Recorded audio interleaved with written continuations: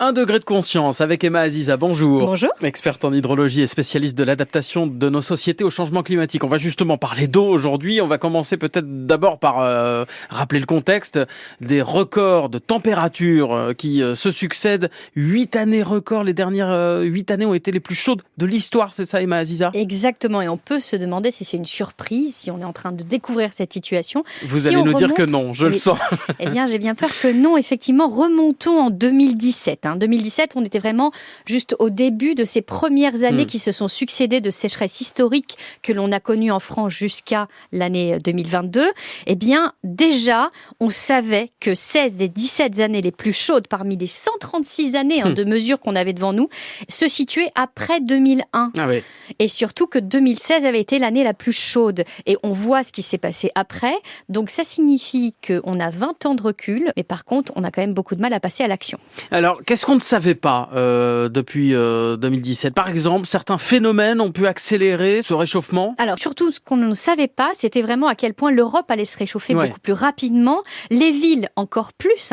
Derrière, elles sont sur un gris. On voit très bien que l'on a ce que l'on appelle ces îlots de chaleur urbains. C'est comme si vous mettiez une ville sous cloche. Ça augmente la température jusqu'à 10 degrés de plus. Et ça, c'est dû directement à la manière dont on a construit ces villes, nos routes, nos parkings, tout ce béton partout qui réchauffe en réalité ces villes qui deviennent absolument invivables par moment. Ouais, ce sont des villes minérales. Ça a quelles conséquences ? Ça empêche l'eau, par exemple, de passer à travers, le béton. Exactement. Ou même le bitume.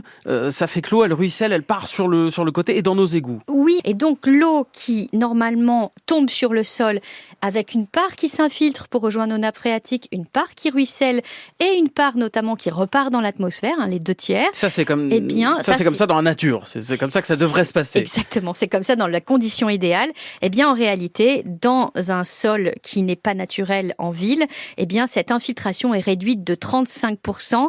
Elle se limite souvent dans les jardins, dans les parcs, alors que le ruissellement lui augmente de 45%. Ça signifie qu'on accroît le risque d'inondation. Le problème, c'est que le changement climatique est en train de transformer la température de l'atmosphère et notamment le pouvoir de précipitation des nuages. Les nuages sont plus puissants, plus forts et là où ils tombent, on va avoir une pluie beaucoup plus colossale.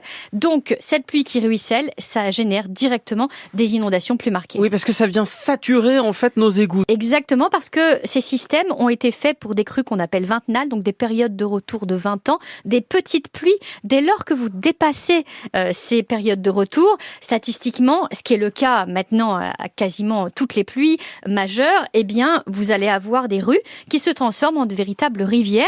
Et surtout, on déconnecte complètement les sols de la pluie. Donc, ça signifie qu'on perturbe l'intégralité du cycle de l'eau et que cette eau ne peut plus rejoindre les nappes phréatiques qui aujourd'hui sont en souffrance et ont besoin de cette eau. Pourquoi on a fait comme ça ? Pourquoi est-ce qu'on a construit des tuyaux qui emmènent l'eau autre part finalement ? On a réagi comme ça pendant des années parce que l'eau, c'était aussi le signe des maladies. Donc l'objectif, c'était d'avoir une logique de tout tuyau où on prenait l'intégralité de ces eaux et on éloignait le risque sanitaire des villes.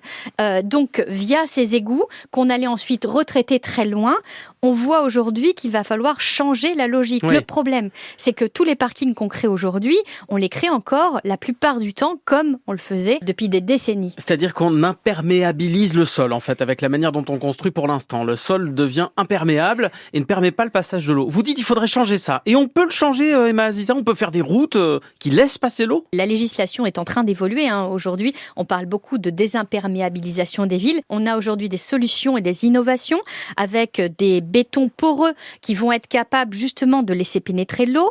On est capable de mettre des bandes enherbées, donc derrière de jouer sur le gazon, sur l'herbe, en fait sur la terre. L'idéal, ce serait d'avoir des villes intégralement en terre, mais derrière, on le gérerait quand même assez mal dans notre quotidien.